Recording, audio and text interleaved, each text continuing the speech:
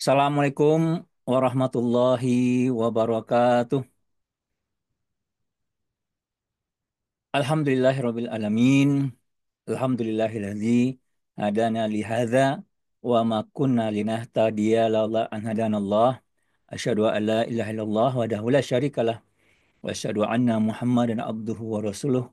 Allahumma fashalli wa sallim ala sayyidina Muhammad wa ala alihi wa ashabihi ajma'in.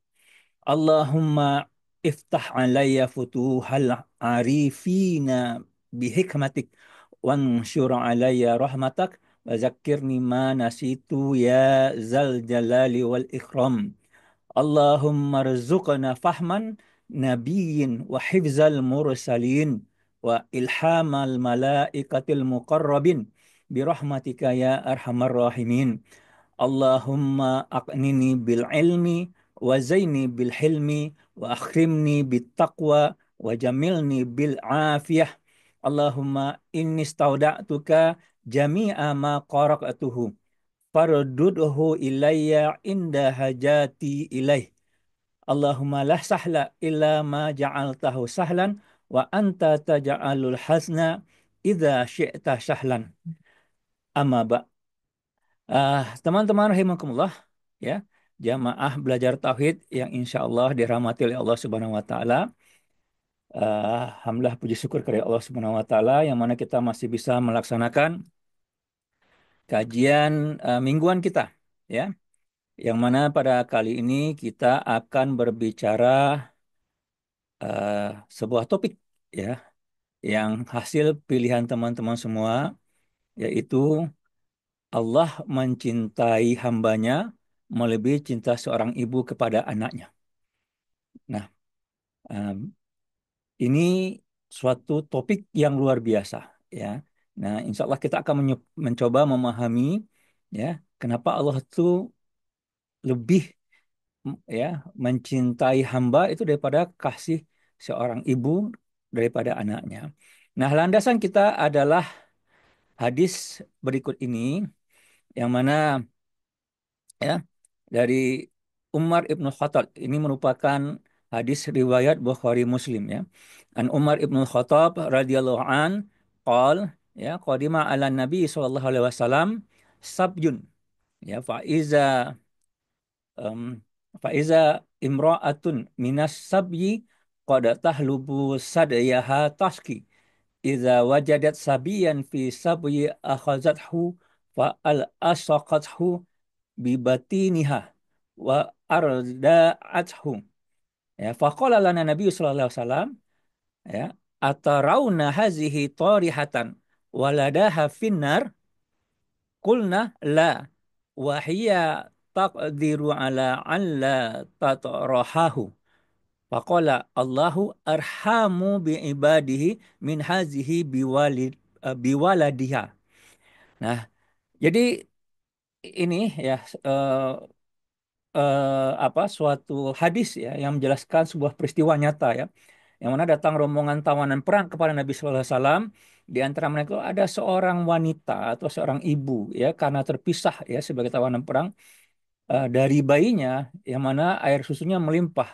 Ia gelisah mencari-cari bayinya. Setiap kali menemukan bayi di antara tawanan, ia langsung meraihnya, lalu mendekap erat ke perutnya dan menyusunya dengan penuh kasih sayang. Melihat pemandangan yang mengharukan ini, Nabi menggunakan momen tersebut untuk memberikan pelajaran kepada para sahabat, ya, tentu kepada umat beliau. Beliau bertanya kepada para sahabat, ya, sebagai analogi. Apa kata beliau? Bagaimana pendapat kalian? Apakah ibu ini tega melemparkan anaknya sendiri ke dalam api?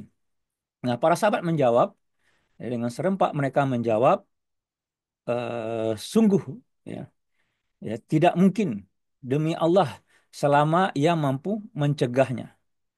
Nah, maka Nabi kemudian bersabda, sungguh Allah jauh lebih sayang kepada hamba-hambanya daripada wanita ini kepada anaknya.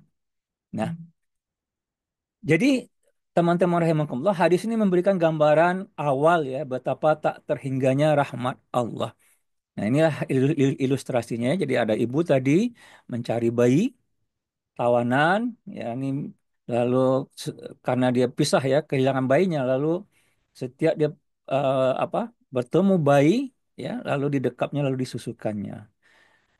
Nah, ini adalah ya eh, sebuah perbandingan ya, perbandingan kasih karena apa? Seorang ibu tuh ya di dalam kehidupan manusia itu paling tinggi kasihnya, yang eh, paling besar kasihnya ya kepada anaknya. Nah, lalu di sini diibaratkan bahwasanya Allah tuh lebih sayang kepada hambanya daripada ibu itu kepada anaknya. Oleh karena itu, mari kita lihat luasnya rahmat Allah dari perspektif lain. Berdasarkan hadis yang lain, ya, yang menjelaskan eh, tentang pembagian rahmat Allah. Ya, dalam hadis yang lain itu dikatakan Allah Subhanahu Wa Taala memiliki 100 bagian rahmat, 100 bagian rahmat. Ya. Nah, dari 100 itu hanya satu bagian yang diturunkan ke bumi ini dan satu bagian dari rahmat Allah inilah bersumber semua bentuk kasih sayang yang ada di antara makhluk di dunia. Apakah itu kasih sayang manusia ke manusia lainnya, kasih sayang ibu kepada anak-anaknya, kasih sayang induk hewan kepada anaknya gitu. Nah, dengan logika sederhana, jika satu bagian saja sudah sedemikian dahsyat nampaknya di dunia ini tentang kasih sayang, bagaimana dengan 99 bagian rahmat lainnya yang Allah simpan khusus untuk hamba-hambanya di akhirat kelak. Ini menunjukkan betapa luasnya harapan ampunan ya dari Allah SWT. Ya. Luasnya kasih sayang Allah ya. Dan besarnya harapan kita untuk mendapatkan surganya. Jadi ya eh, tafsir ya tentang hadis tadi ibu dan anak ini ya eh, ini merupakan analogi kasih ibu dalam hadis tadi yang mana ibu itu dianggap sebagai puncak tertinggi dari kasih sayang yang bisa dibayangkan oleh manusia, kasih sayang ibu kepada anaknya. Ya, lalu Rasulullah dengan mengambil eh, contoh tertinggi ini, beliau ingin membantu kita memahami sebuah konsep abstrak yaitu tentang kasih sayang Allah. Ya. Dengan membandingkannya tersebut, tujuannya ya agar kita bisa sedikit merasakan betapa cinta Allah itu jauh melampaui level tertinggi yang bisa kita pahami sebagai manusia. Nah, ini adalah cara eh, pendidikan yang efektif untuk mendekatkan makna. Jadi ini jembatan untuk memahami bagaimana kasih Allah.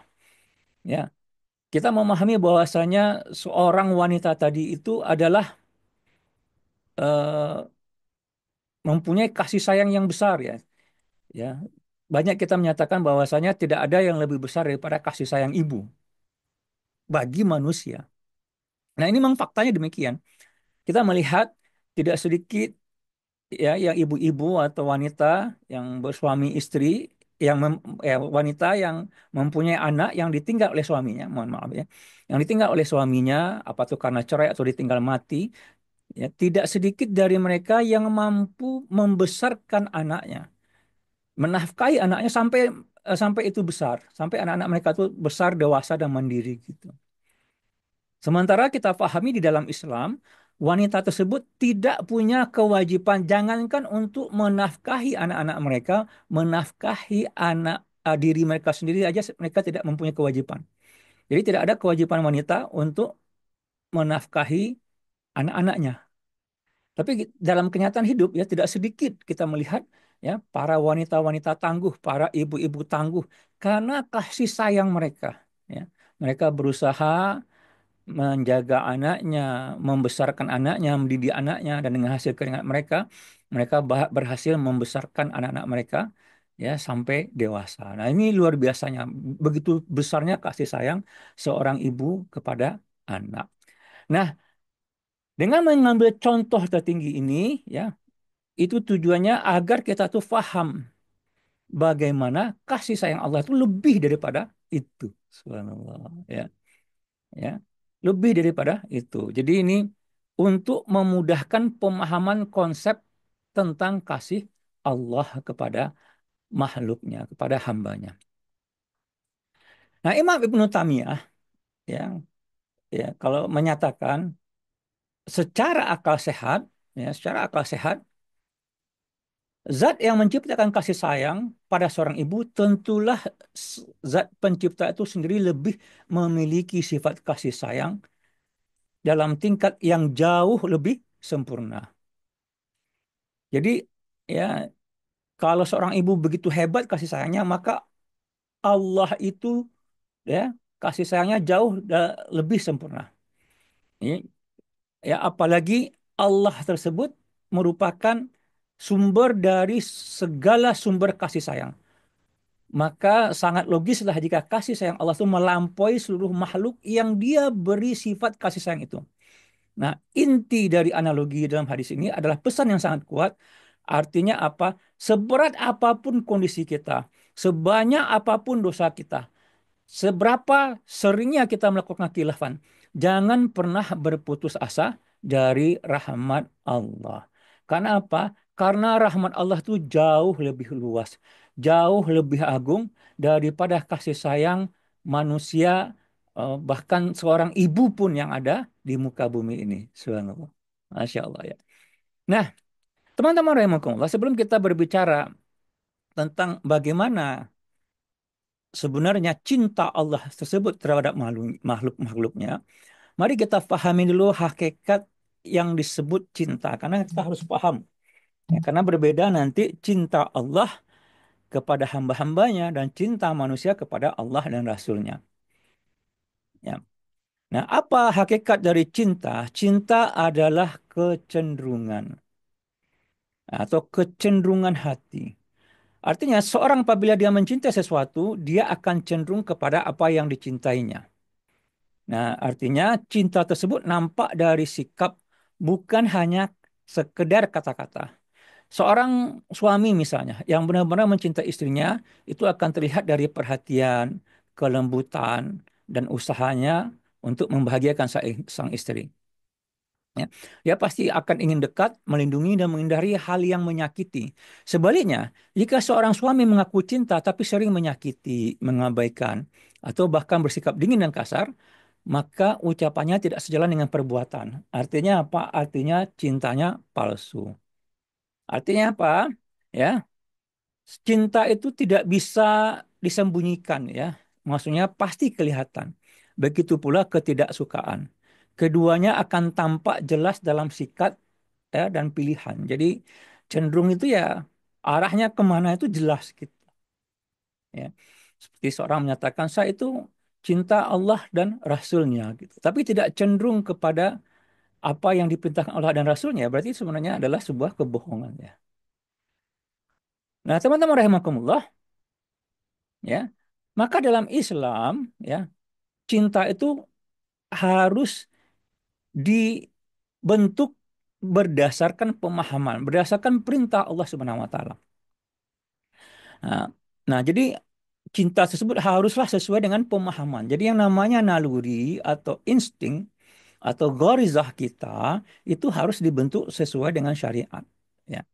Apa firman Allah ya, dalam Islam tentang cinta? Allah SWT menyatakan, walazina amanu asyaddu hubballillah. Adapun orang-orang yang beriman sangat besar cintanya kepada Allah. Di sini ditetapkan bahwasanya objek tertinggi dalam cinta tersebut adalah bagi orang beriman adalah Allah Subhanahu wa taala. Lalu apa? Cinta kepada Nabi Muhammad SAW menepati urutan berikutnya. Kenapa? Karena beliau adalah utusan Allah dan jalan untuk mencintai Allah. Karena kalau bukan karena beliau kita tidak akan mengenal Allah. Ya. Jadi Rasulullah is the way to Allah.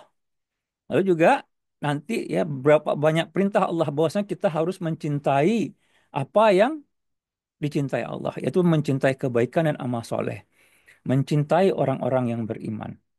Nah, ini adalah pemikiran ya, bagaimana seorang mukmin di dalam mencintai. Cinta yang paling tinggi haruslah di atas Allah.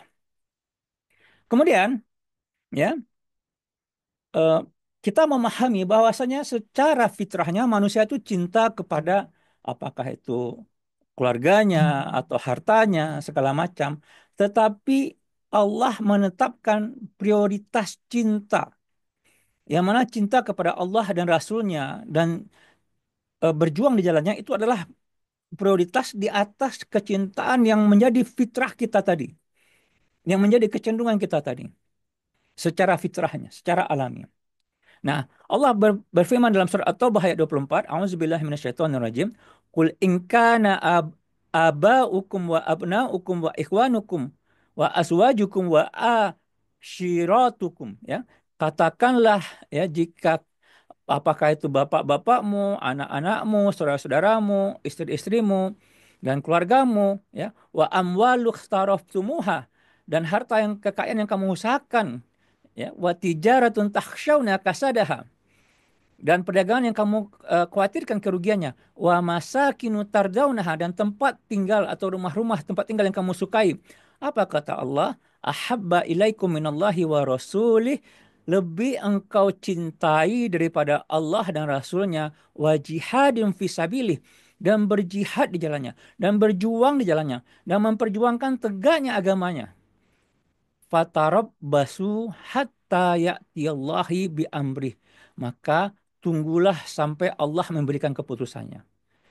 Ya, wallahu la yahdil qaumal fasiqin, dan Allah tidak mencintai atau tidak memberi petunjuk kepada orang-orang yang fasik. Jadi di sini jelas bahwasanya kita diperintahkan untuk menjadikan Allah dan Rasulnya, ya, lalu berjuang jalannya itu sebagai prioritas cinta kita. Nah, inilah standar keimanan, ya. Kalau tidak itu yang kita jadikan, maka kata Allah ada konsekuensi, ya. Konsekuensinya apa? Basu hatta ya'tiyallahu bi amrih. Tunggulah sampai Allah memberikan keputusannya. Banyak keputusan Allah kepada orang-orang yang mendahulukan cintanya eh, kepada dunia, ya, dan isinya daripada kepada Allah dan Rasulnya yang berjuang jalannya. Apakah masalah yang bertubi-tubi, ya, kesedihan yang tidak selesai-selesai. Kenapa, ya? Karena itu tadi, gitu, ya. Prioritas cintanya bukanlah Allah dan Rasulnya dan berjuang di jalannya. Maka, ya, dia akan mendapatkan kesedihan yang tidak selesai-selesai, ya. Kepayahan, ya, kesusahan, ya. Itu yang terjadi. Istilahnya penghidupan yang sempit, ya. Eh, Sebagaimana dalam firman-firman Allah dalam suratnya dan yang lain, ya. Ya, dalam surat kalau nggak salah, waman a'radu an zikri fa inna lahu ma'isyatan dongka. Barang siapa yang berpaling dari peringatanku, kata Allah, maka akan kami beri penghidupan yang sempit. Nah, itu tadi, ya. Jadi kalau kita tidak menjadikan Allah, Rasulnya, dan perjuangan jalannya taat dalam syariatnya, maka kan kita akan diberi penghidupan yang sempit, kesusahan yang berkepanjangan, kesedihan yang tidak henti-henti. Oleh karena itu, teman-teman, ya, setelah kita mengetahui prioritas cinta, bagaimana cara kita membuktikannya secara nyata, ya? Logika sederhananya, jika kita mencintai seseorang, kita pasti akan berusaha menuruti keinginannya dan menjauhi apa yang tidak disukainya. Nah, dalam konteks cinta kepada Allah, buktinya adalah ketaatan kepada syariat Islam. Ya. Dalil kunci itu ada di dalam surat Ali Imran ayat 31. Ya, Allah berfirman, "Qul, katakanlah ya Muhammad." Jadi Allah memerintahkan kepada Nabi Muhammad untuk mengatakan, "In kuntum tuhibbunallah." Ya, jika kalian mencintai Allah, fattabi'uni, maka ikutilah aku. Ya. Yuhibbukumullah wa yaghfir lakum dzunumakum. Ya, niscaya Allah akan mencintaimu lalu mengampunkan dosa-dosamu. Ya. Wallahu ghafurur rahim. Allah Maha Pengampun lagi Maha Penyayang. Nah, ini konsekuensi cinta kita kepada Allah. Artinya apa? Kalau kita benar-benar cinta kepada Allah, maka kita harus taat kepada syariat Islam, yaitu mengikuti apa yang dicontohkan oleh Rasulullah Shallallahu Alaihi Wasallam. Nah, begitu juga, ya, dalam Islam Ya, ketika kita mencintai Allah, lalu bagaimana cara kita mencintai selain dari Allah, Rasulnya, dan berjuang di jalannya, maka di sini ada aturan. Ada cinta dan benci karena Allah. Ya, karena lawan dari cinta itu kan adalah benci.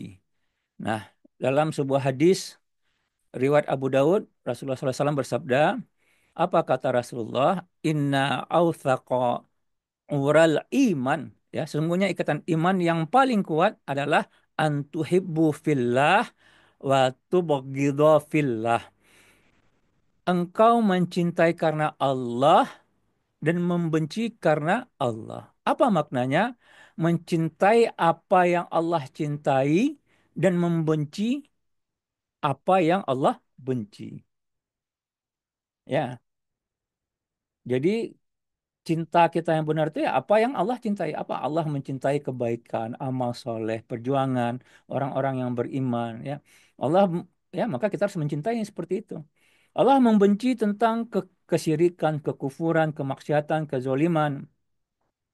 Nah, inilah standar atau tolak ukur keimanan kita bagi seorang muslim.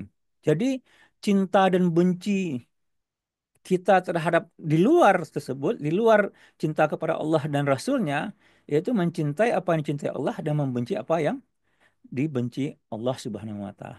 Nah, teman-teman rahimakumullah ya. Nah, subhanallah ya. Jadi luar biasa ya itu tentang hakikat cinta di dalam Islam. Sekarang kita mari masuk bahwasanya ya bukti bahwasanya Allah itu mencintai makhluknya, mencintai hambanya, melebihi cinta seorang ibu kepada anaknya. Nah, secara pertama kita harus memahami eh, bahwasanya bukti cinta Allah adalah fakta penciptaan itu sendiri. Ya, Eh, kalau kita ini sebagai manusia, kehidupan dunia kita ini kan sebentar, sesuai dengan panjang umur kita. Kalau sekarang ini kita misalkan 55 tahun, maka 56 tahun yang lalu itu kita bukan siapa-siapa, tidak ada ya. Ya, kita diciptakan dari ketiadaan. Ya. Nah, dalam surat Al-Insan ayat 1 tuh Allah menyatakan hal ata alal insani hinum minad dahri lam yakun syai'am maskura. Ya, bukankah pernah datang kepada manusia waktu dari masa yang ketika itu belum merupakan sesuatu yang dapat disebut. Nggak dapat disebut. Artinya kita tuh nggak ada, diciptakan oleh Allah. Ya. Lalu apa? Kita diciptakan dalam bentuk terbaik. Ya, ahsani takwim. Ya, ahsani takwim. Manusia itu dalam bentuk yang terbaik. Ya, ini berlaku pada semua manusia dari tidak ada menjadi ada. Lalu apa? Dikasih jaminan rezeki setiap manusia, apapun kepercayaannya, beriman atau tidak beriman kepada Allah, maka dia akan dijamin rezekinya oleh Allah Subhanahu wa taala ya bagi setiap makhluk. Kemudian apa? Diberikan tubuh yang sempurna. Ya. Lalu apa? Diberikan indera. Ya. Lalu apa? Diberikan akal untuk berpikir, untuk sadar. Masya Allah. Nah, ini semua adalah wujud awal kasih sayang Allah untuk semua makhluknya tanpa ada pengecualian. Ya. Dan Allah telah menetapkan tentang kasih sayang tersebut ya. Dalam surat Al-An'am ayat 54 ya. Apa kata Allah? Ya, kata Barab bukum ala nafsihi rahmah. Tuhanmu telah menciptakan sifat kasih sayang pada dirinya. Apa itu? Ya, man amila minkum syu'an bijahalatin thumma taba min ba'dihi wa aslaha fa annahu ghafurur rahim. Nah, ini sifat kasih sayang Allah. Apa? Barang siapa yang berbuat kejahatan di antara kamu karena kebodohan. Karena kebodohan, kemudian apa? Thumma taba. Ya, kemudian dia itu bertobat. Ya, thumma taba ya. Min ba'dihi setelah itu. Lalu apa? Wa aslaha. Lalu memperbaiki diri. Apa kata Allah? Sungguhnya Allah Maha Pengampun lagi Maha Penyayang. Nah, ini eh, penetapan ya eh, bahwasanya Allah itu mempunyai sifat kasih sayang itu ya yang Allah wajibkan atas dirinya sebagai bentuk kemurahan Allah. Nah, ini juga mencakup kepada semua manusia, semua makhluk. Ya, maka salah satu yang relevan dalam salah satu sifat-sifat Allah yaitu Asmaul Husna, nama Allah ya, yaitu Al-Wadud, yang Maha Pengasih atau yang Maha Mencintai. Nah, ini menunjukkan intensitas kasih sayang Allah. Dan sifat kasih sayangnya wajib bagi Allah Subhanahu wa taala. Masya Allah ya, luar biasa. Jadi itu bentuk kasih sayang Allah. Jadi kita ini di muka bumi ini ya berada dalam kasih sayang Allah bagi semua makhluk. Kalau ada kerusakan, ya itulah yang membuat kerusakan itu adalah manusia itu sendiri ya. Itu yang kita lihat. Kemudian teman-teman rahimakumullah ya.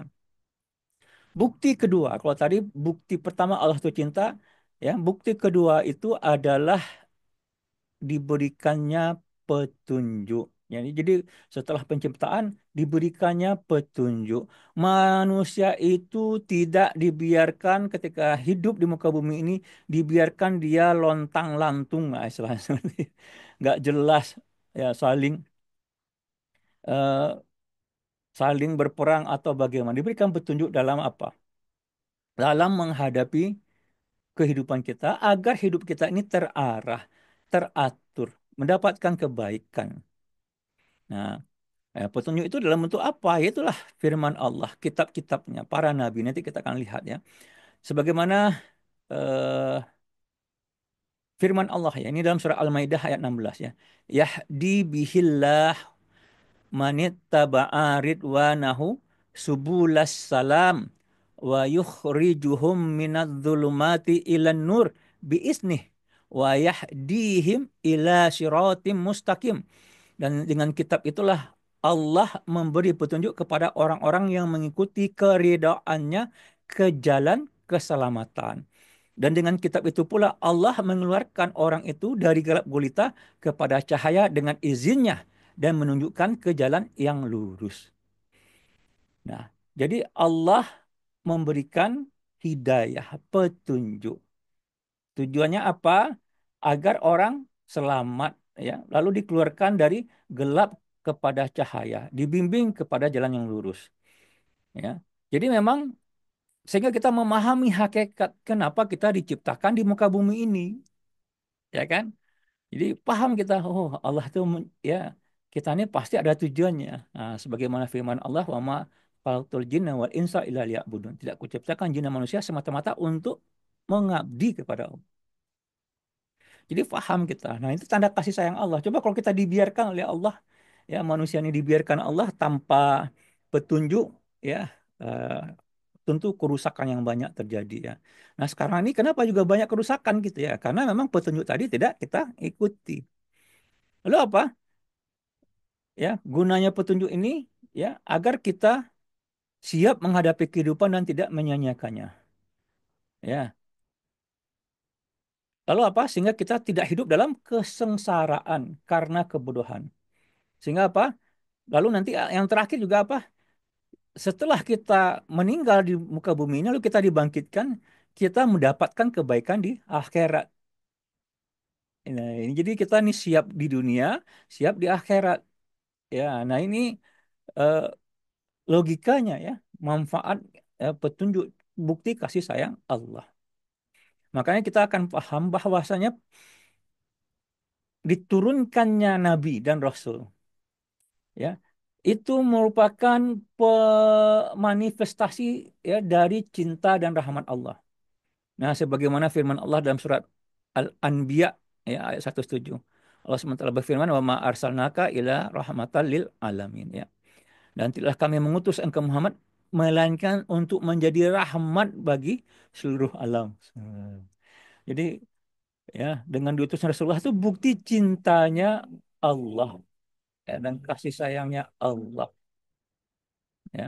Maka para nabi adalah sebagai penyampai risalah ilahi, sebagai eh, teladan hidup, menjadi contoh nyata bagi manusia. Jadi bagaimana karakter beliau, sifat beliau itu menjadi contoh bagi semua manusia gitu. Jadi mudah manusia untuk mengikutinya. Jadi bukan hanya sekedar konsep, langsung implementasi. Nah, itulah sebagai uswatun hasanah. Lalu juga apa? Membimbing manusia ke jalan yang benar. Ya, maka tadi dikatakan ya, eh, syarat mutlak untuk meraih cinta Allah yaitu mengikuti ajaran Rasulullah Shallallahu Alaihi Wasallam. Nah, inilah bukti cinta kedua ya, adanya petunjuk dan para nabi. Nah, teman-teman rahimakumullah ini juga penting. Nah, ya. Bukti eh, Allah itu sangat cinta kepada hambanya. Apa? Ya, adanya ujian dan peringatan. Jadi ini lupa ya, salah tadi ya. Adanya ujian dan peringatan. Ya. Kita harus memahami bahwasanya manusia itu bersifat berkeluh kesah, mudah lupa, ya kan, hilaf, ya kan. Karena memang itu sudah fitrahnya manusia, sudah alami. Kita bahkan turun ke muka bumi itu karena itu tadi ya, Allah melihat bahwasanya kita suatu makhluk yang sempurna, bisa berbuat salah juga bisa buat bertobat dia. Nah, maka dengan sifat manusia yang seperti itu, maka bukti Allah itu cinta dikasih ujian dan peringatan. Nah, ini luar biasa ini. Nah, eh, apa eh, peringatan dan ujian ini adalah mungkin terasa kontraintuitif ya, maksudnya saling bertentangan ya, yaitu adanya ujian dan peringatan ya.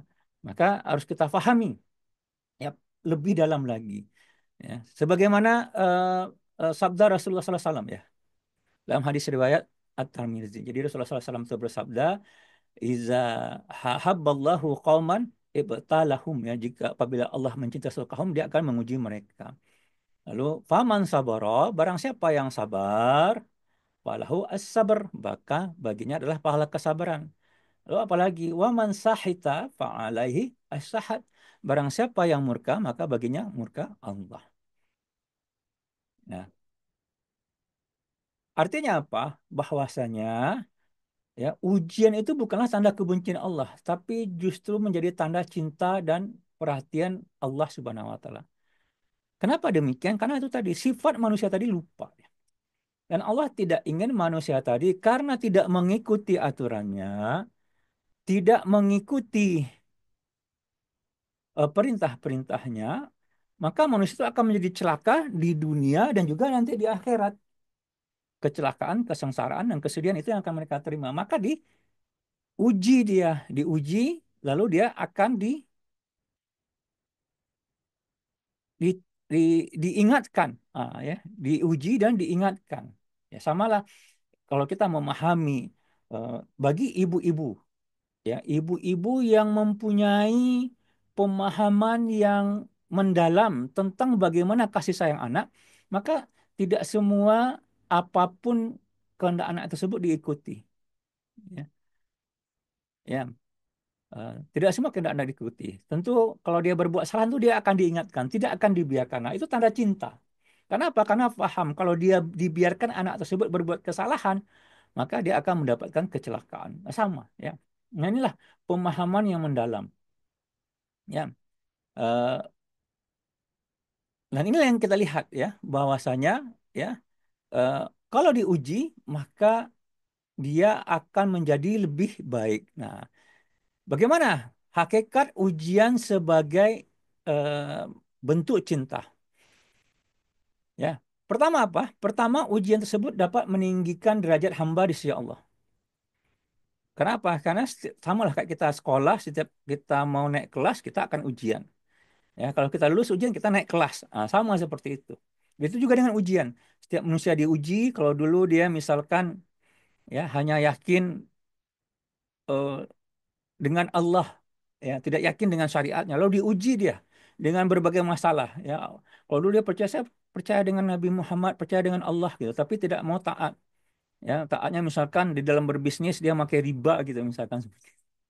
Itu sebenarnya sudah nggak lolos ujiannya, tapi dikasih ujian sama Allah.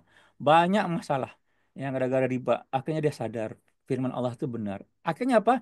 Dia percaya, ya, menjadi percaya, ya, menjadi naik kelas dia. Kalau dulu ya Allah itu tidak boleh dilecehkan firman-Nya, dilecehkan syariatnya.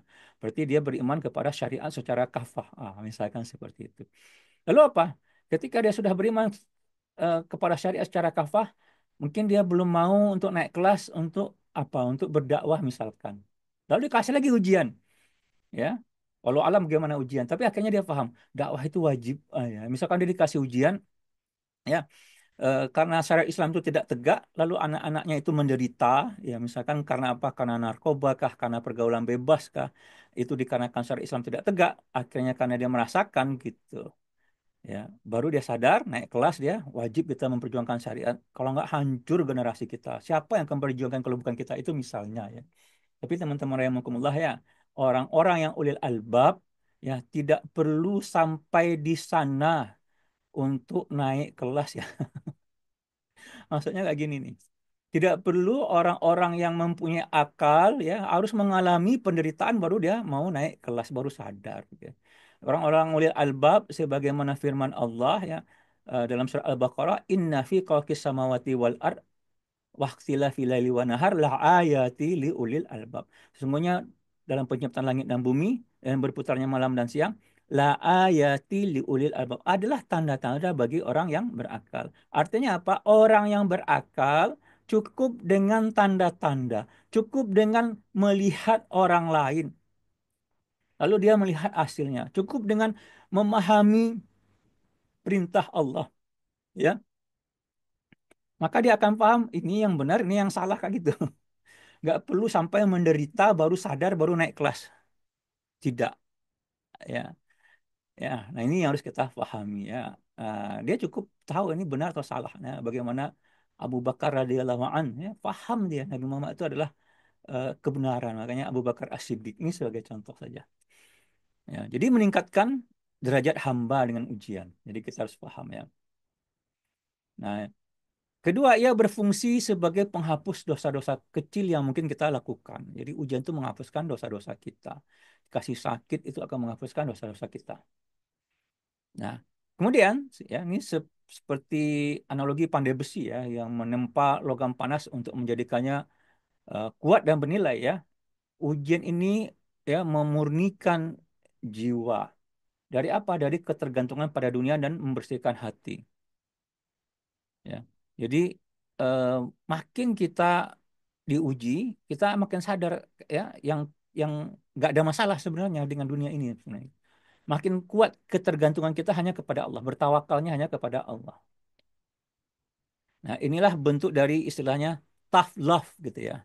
Cinta yang mendidik ya, bukan memanjakan secara sentimental. Apapun kehendak manusia dikabulkan. Nah, itu bukan cinta yang mendidik ya.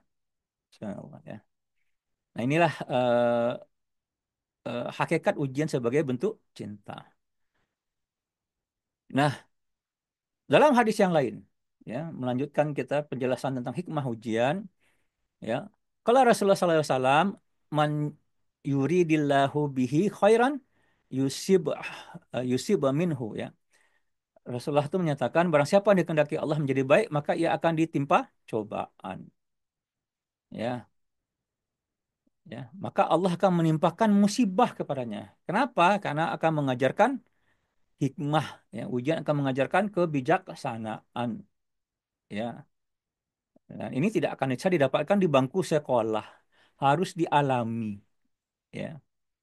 Akan mendapatkan kebijaksanaan, paham nih, oh ya, ya misalkan selama ini kalau saya menganggap remeh syariat Allah, saya akan dianggap remeh oleh Allah. Nah itu dia akan berubah dengan sendirinya. Karena apa? Karena ada ujian.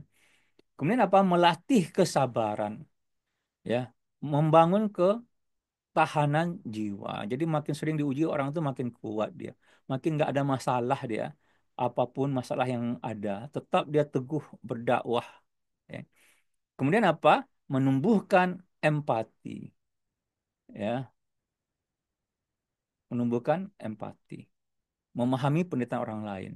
Dan yang terakhir, menguatkan tawakal ya, meningkatkan kepercayaan kita kepada Allah ya, karena dengan kita eh, makin banyak ujian, kita akan paham solusinya hanyalah ketika kita bergantung kepada Allah, maka makin yakin kita pasti Allah pasti akan berikan pertolongan. Selama apa? Selama kita taat kepadanya. Ya. Maksudnya apa? Kalau kita bikin murka Allah, tentu Allah nggak akan mungkin memberikan pertolongan kan, seperti itu. Maka kita akan paham, berhati-hati kita. Ya, tidak akan mau kita berbuat maksiat sedikit pun kalau ingin mendapatkan pertolongan Allah. Nah, jadi memang kalau kita lihat orang mendapat ujian, ya, lalu dia nggak tahu lagi mau kemana, akhirnya meminta kepada Allah untuk menyelesaikan masalahnya. Lalu ketika dia faham, nggak mungkin rasanya Allah menyelesaikan masalahnya sementara dia bermaksiat, maka yang dilakukan apa?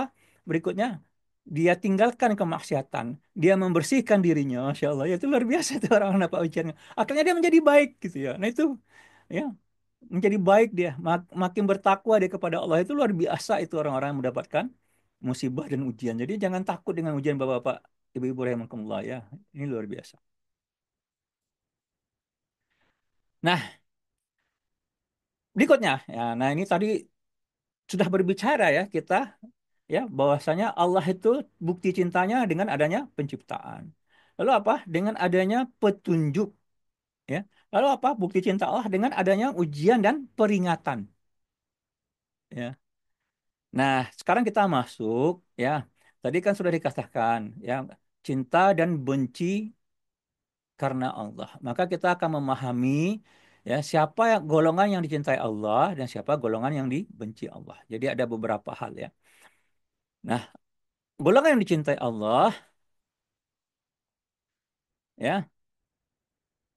sebagaimana ya ada beberapa banyak dalam Al-Quran bisa kita lihat kalau ada kata-kata ya sesungguhnya Allah menyintai orang-orang yang bertobat dan seterusnya berarti telah golongan yang dicintai Allah. Ya. Dalam surat yang pertama ya dalam surat Ali Imran yaitu orang yang beriman dan taat dan mengikuti Rasulullah SAW. Ya, sebagaimana firman Allah ya. Kul in kuntum tuhibbunallah fattabi'uni yuhibbukumullah wa yaghfir lakum dzunubakum. Wallahu ghafurur rahim ya. Tadi sudah kita sampaikan, katakanlah jika kamu benar-benar mencintai Allah maka ikutilah aku maksudnya Nabi Muhammad. Niscaya Allah akan mencintai kamu dan mengampuni dosa-dosamu. Allah Maha Pengampun lagi Maha Penyayang. Kemudian yang kedua, orang yang bertobat dan menyucikan diri. Dalam surah Al-Baqarah ayat 222. Innallaha yuhibbut tawabina wa yuhibbul mutatahhirin. Sebenarnya Allah menyukai orang-orang yang bertobat dan menyukai orang-orang yang menyucikan diri. Kemudian apa? Orang yang berbuat kebaikan, ya. Wa ahsinu innallaha yuhibbul muhsinin. Dan berbuat baiklah.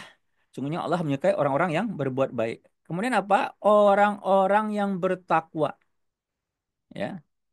Allah menyatakan bala man aufa bi ahdih ya bahkan barang siapa yang menepati janjinya wattaqa dan bertakwa fa inallah yuhibbul muttaqin sebenarnya Allah mencintai orang-orang yang bertakwa dalam surat Ali Imran ayat 146 itu orang-orang yang sabar wallahu yuhibbul yuhibbus sabirin. Ya, Allah menyukai orang-orang yang sabar. Ya. Nah, itu ya orang-orang yang dicintai Allah. Nah, yang dicintai Allah tentu juga ada orang-orang yang dibenci Allah. Jadi kebalikannya, Al-Quran juga memberikan fakta tentang golongan yang dibenci atau tidak disukai Allah. Nah, tujuannya apa? Ini menjadi peringatan agar kita menjauhinya.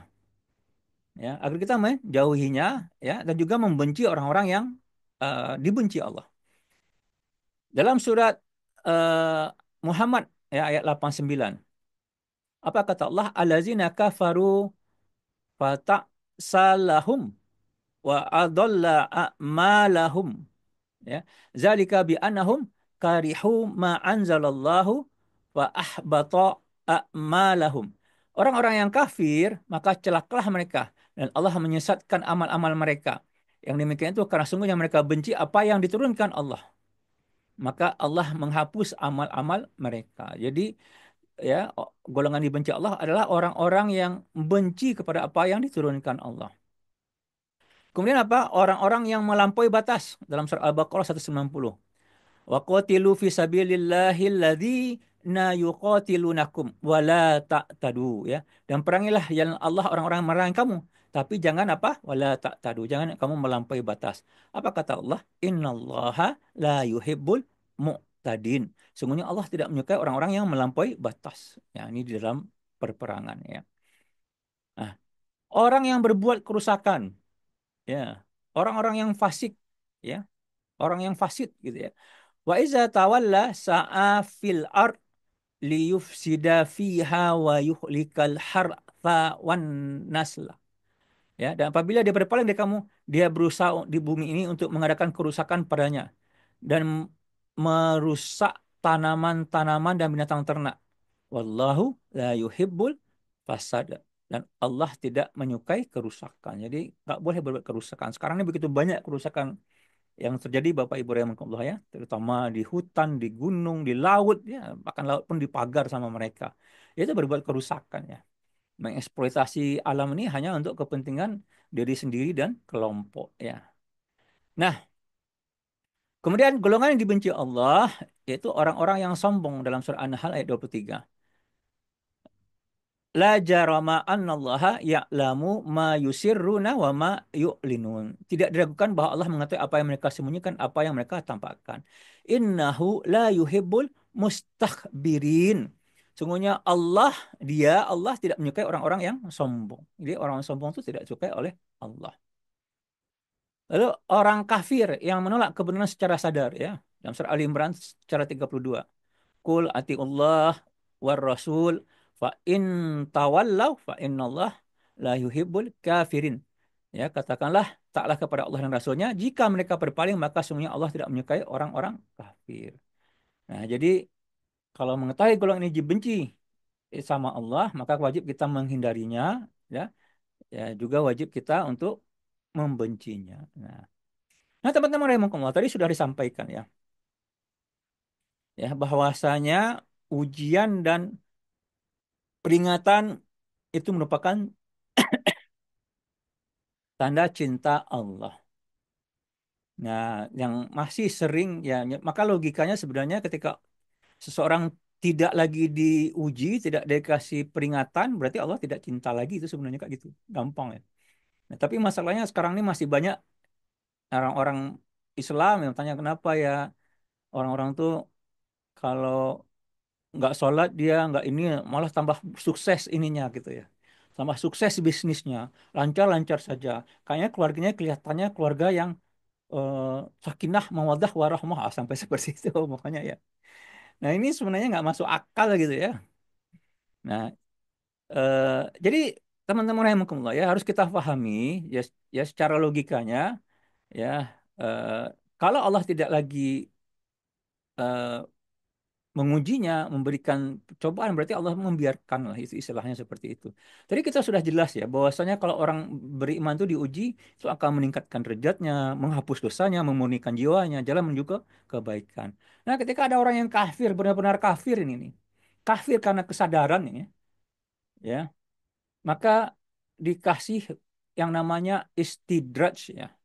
Apa itu istidraj? Penundaan siksa bagi orang kafir gitu, atau uluran waktu. Ya. Nah, istidrat ini bisa menjadi kesempatan bagi mereka untuk bertobat atau justru menjadi fakta yang tak terbantahkan atas diri mereka di akhirat kelak. Ya, menjadi hujah di atas mereka gitu. Artinya apa gitu ya? Bahwasanya mereka tersebut telah dikasih kesempatan oleh Allah Subhanahu wa taala tapi mereka tidak mau kembali. Nah, ini adalah bagian dari keadilan Allah dan kebijaksanaan Allah yang maha sempurna. Jadi kita nggak perlu bersedih hati gitu ya. Ya, apalagi kita memahami hakikat dunia ini hanyalah sementara. Semuanya adalah milik Allah yang akan kembali kepada Allah. Nah, nanti ada kehidupan yang lebih penting lagi yaitu kehidupan di akhirat. Ya. Nah, itu ya logikanya. Jadi kita akan paham nih. Sekarang ini kita benar-benar kita paham cinta Allah itu besar ya. Dan memang hakikat hidup ini adalah untuk diuji oleh Allah Subhanahu wa taala ya. Bagaimana firman-Nya dalam surah Al-Muluk ya. Allazi khalaqal mauta wal hayata liyabluwakum ayyukum ahsanu amala ya. Liyabluwakum ayyukum ahsanu amala. Ya, sungguhnya ya dialah yang menciptakan hidup mati dan hidup ya. Ya. Liyabluwakum untuk menguji di antara kalian siapa yang paling baik amalannya gitu. Jadi emang untuk diuji ya, ya untuk diuji. Ya, dalam surah Al-Insan tadi ayat 2 itu kan hal ata alal insani ya hinum minat dahri lam yakun syai'am maskura. Ya bukankah telah datang suatu masa yang mana manusia tersebut ya pada suatu waktu yang belum bisa disebut apa-apa. Ya. Lalu dikatakan kami jadikan mereka dari apa? Dari air yang memancar, istilahnya seperti itu. Apa kata Allah itu? Nabtalihi, untuk kami uji dengan perintah dan larangan. Masya Allah, luar biasa.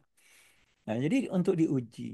Nah, ada orang-orang yang ketika diuji dengan perintah dan larangan, lalu dia tidak mau percaya, tidak mau peduli. Akhirnya dibiarkan oleh Allah. Kenapa? Karena memang ya hakikat dari diciptakan itu sudah tercapai. Artinya apa? Bahwasanya dia tidak lolos ujian. Kan kayak gitu ya. Ya, kalau tidak lolos ujian akan dibiarkan oleh Allah lagi. Dia akan mendapatkan apa yang dia usahakan di dunia. Itu aja sebenarnya gitu. Jadi bagi kita nggak perlu cemas.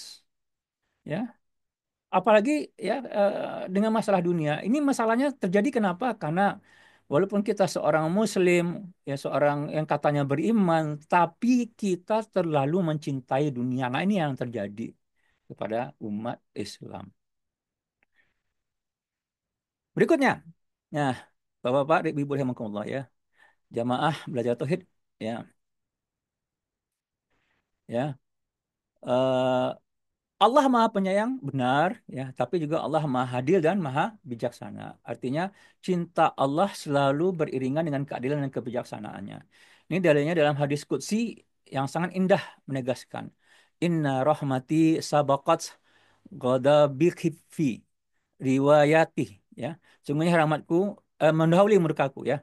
Jadi inna rahmati sabaqat ghadabi fik, ya. Sungguhnya rahmatku mendahului murkaku. Lalu ada riwayat yang lain, ya, wa riwayatin yang lain, lama qadallah al khalqa, ya, ketika Allah selesai menciptakan makhluk, kataba indahu fauqa arsyihi, ya, lalu dia menulis di sisinya di atas ars, inna rahmati golabat godobi, ya, sungguhnya rahmatku mengalahkan murkaku, ya. Nah, artinya apa? Ini sifat dominan Allah adalah rahmat, ya, ya. Dan Allah tidak akan menyiksa manusia selama mereka memohon ampun dan beriman. Nah, selama dia memohon ampun dan beriman, tidak kafir dia, tidak engkar dia kepada Allah, memohon ampun, tobat dan beriman. Kenapa? Karena rahmatnya lebih besar. Jadi jangan pernah berputus asa dari rahmat Allah, ya. Ya. Nah, tujuan akhir penciptaan. Jadi Allah tuh menciptakan manusia ini sebenarnya apa? Agar kita tuh merasakan kasih sayang Allah yang sempurna. Apa itu? Ampunan dan surganya gitu. Ya, ampunan dan surganya, Masya Allah ya. Oleh karena itu, mari kita yakin ya, cinta Allah itu tidak akan salah alamat. Dia lebih tahu apa kebaikan bagi hambanya. Jangan kita pernah bersedih dengan apa yang luput dari kita. Ya, itu terjadi ya karena semata-mata cinta kita tadi ya kepada bapak, anak, keluarga, harta lebih tinggi daripada cinta Allah, Rasulnya dan berjuang jalannya. Makanya kenapa kita diberikan kesedihan yang tak henti-hentinya, ya. Nah, ya sebagai kesimpulan ya dari pembahasan kita, pertama, cinta dan rahmat Allah itu tak terbatas, tak terbatas, melampaui segala bentuk cinta dan kasih sayang yang kita kenal. Yang kedua, rahmatnya Allah itu sempurna, ya, 100% bagian rahmat Allah, ya. Dan satu diberikan di dunia dan insya Allah 99 nanti menjadi bagian di akhirat. Ya, bayangkan kita tuh dikasih kehidupan yang kekal, ya. Kasih surganya kalau kita apa? Beriman dan taat dan menampung kepada Allah. Oleh karena itu teman-teman rahimakumullah, tujuan hidup kita ini sebagai hamba adalah meraih cinta Allah dengan iman dan amal soleh. Ya. Lalu apa? Menjauhi apa yang dibencinya, yaitu bertakwa. Ini harus kita pahami. Meraih cinta Allah. Ya, taat tentu Allah makin cinta. Jadi kalau kita punya pembantu, ada yang eh, disuruh nggak mau mengerjakan gitu ya. Dengan disuruh yang mau mengerjakan tentu akan lebih cinta kepada yang mau mengerjakan. Tambah lagi ada seorang pembantu yang ya selain dia mengerjakan apa kita suruh, dia mengerjakan lebih, ya kan. Baru kita duduk, dia sudah datang dengan koran ya atau sepatu kita sudah bersih belum kita suruh gitu. Nah, itu yang lebih tentu kita akan lebih cinta kepada yang mengerjakan lebih. Nah, begitu juga Allah ya. Kita harus meraih cinta Allah, mengejar cinta Allah. Ya, dengan apa? Dengan ketaatan kepadanya ya, lalu menjauhi apa yang dibencinya.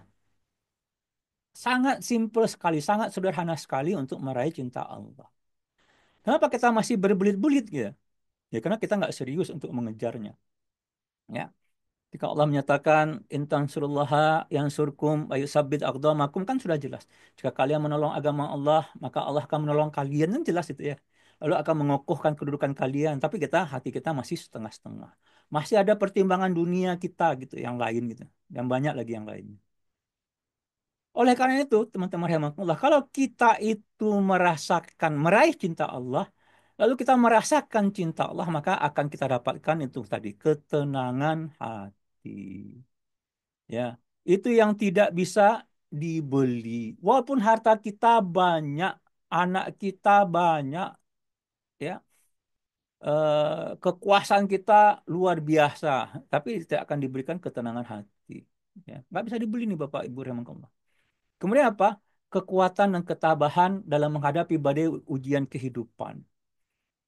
Ya, karena apa? Karena kita ya merasakan setiap diuji berarti itu tanda Allah cinta ya. Dan kita melaksanakannya dengan semangat, menghadapinya dengan semangat. Yang bertambah dekat kepada Allah. Kalau selama ini nggak sholat tahajud gitu, gara-gara masalah menjadi sholat tahajud. Lalu apa? Menjadi kebiasaan sholat tahajudnya. Luar biasa ya. Nah, kemudian apa? Akan mendapatkan kebahagiaan yang hakiki, yang bersumber dari dalam, bukan dari luar. Sehingga apa? Menjadikan hidup ini lebih bermakna dan bertujuan. Jelas ya. Tujuan kita itu adalah wa ma khalaqtul jinna wal insa illa liya'budun, meraih cinta Allah. Terakhir teman-teman rahimakumullah ya, ya sebagai penutup ya, eh, seberat apapun dosa kita ya atau kesalahan kita, jangan pernah berputus asa dari rahmat Allah. Ya, jangan pernah berputus asa dari rahmat Allah. Ini dalam surat Az-Zumar ayat 53. Allah menyatakan, "Qul katakanlah Muhammad ya ibadiyalladzina asyrafu ala anfusihim." Wahai hamba-hambaku yang melampaui batas terhadap diri mereka sendiri.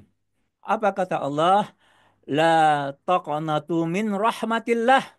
Janganlah kamu berputus asa dari rahmat Allah. Ya, innallaha yaghfiru dzunuba jami'an. Sungguhnya Allah mengampuni dosa-dosa semuanya. Innahu huwal ghafurur rahim. Sungguh dialah yang Maha Pengampun lagi Maha Penyayang. Jadi memang faktanya manusia itu tidak luput dari kesalahan. Manusia itu adalah tempat salah dan lupa. Namun pintu taubat selalu terbuka. Maka kita harus bertobat dengan tulus, ya. Kembali kepada Allah dengan penyesalan, ya. Nah, sehingga kita bisa bangkit ya lebih baik, memperbaiki diri, menjadi yang hamba yang lebih dicintai. Sehingga apa? Kita akan menerima ampunan dari Allah. Jadi Allah akan menerima kita tobat kita sehingga kita bisa menjadi lebih baik lagi dan lebih dicintai oleh Allah. Mari kita tutup kaji kita ini ya dengan berdoa. Auzubillahiminasyaitonirrajim. Bismillahirrahmanirrahim. Allahumma inni as'aluka hubbaka wa hubba man yuhibbuk wal amala alladhi yuballigu yuballiguni hubbak.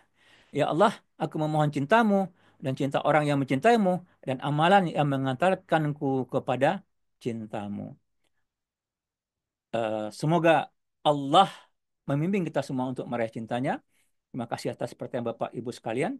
Faktabiru ya ulil albab lalakum turhamun. Wabillahi taufik wal hidayah. Assalamualaikum warahmatullahi wabarakatuh.